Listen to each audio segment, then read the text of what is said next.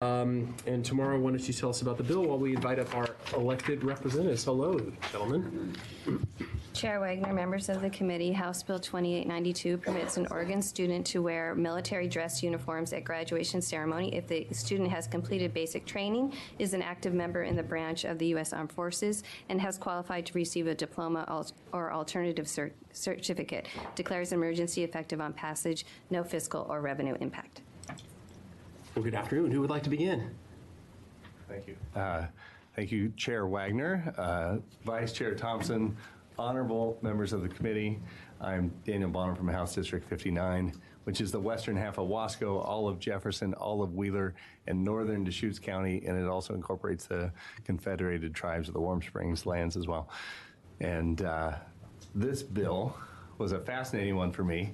I was literally sitting at home and my phone rang, and it was a local newspaper editor asking if I had heard about what had just happened at the high school. I said, oh my goodness, what happened? And she said, these two young men got all their graduation requirements done early. They went off to boot camp. They graduated. They're now Marines, and they want to walk in their dress blues, and the school district told them no.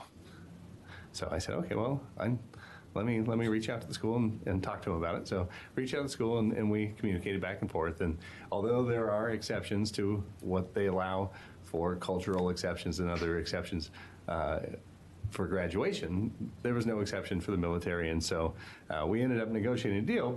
But through that conversation, the superintendent and the principal said, you know what would make this a lot easier is if you just passed a law and said, this is what we have to do to allow for this, because we think we should, but it's just, you know, when you start making exceptions, where does it stop?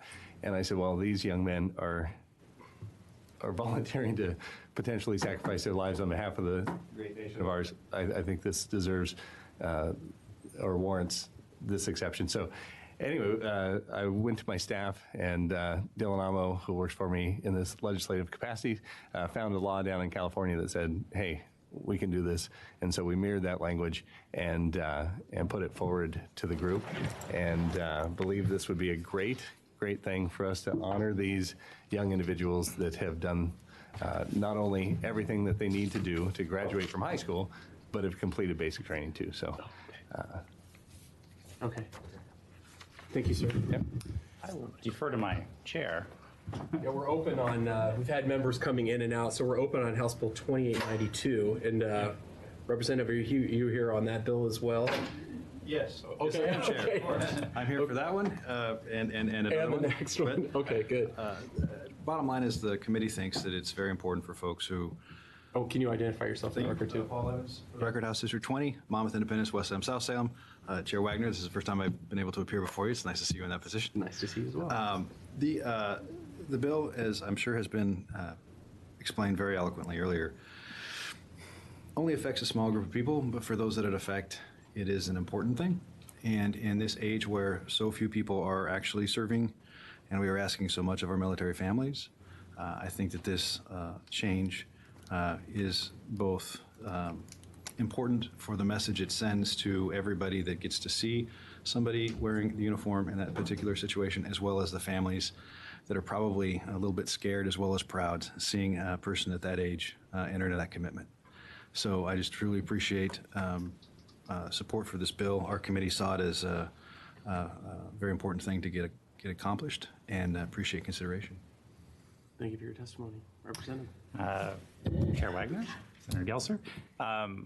I won't belabor the point. I think this is, my name is Marty Wilde from House District 11. It's a small bill, in my view, to celebrate people's dedication to public service. I would say, although I speak only for myself today, I am a colonel in the Air National Guard, and one of the programs we have is one where juniors who are of age can join the National Guard and complete basic training over the summer before their senior year. And so I think this is a way we could celebrate that commitment to public service and hopefully inspire others to all kinds of different public service as well. So I hope you pass the bill. Thank you. Well, thank you. Quite eloquent. And Representative, thank you so much for identifying this in your district and bringing this bill forward. Sometimes we need reminders in this building about why these things are so important. And, you know, as a school board member, we have a former school board member here, to have the opportunity to engage in conversation and positive conversation with people back in our communities about legislation like this, I think also just underscores the importance of military service and hopefully provides that sort of attention and respect for the young men and women who are able to think about that as a career choice and also do the most important sacrifice for our nation. So really appreciate the opportunity to have engagement on this legislation. Chair Wagner, Yeah. I would say that there's room for at least 90 sponsors on this bill. Yeah. Now that we're over no here, more. if I haven't signed over. So, all right, thank you very much, gentlemen. I appreciate it. No one else on that?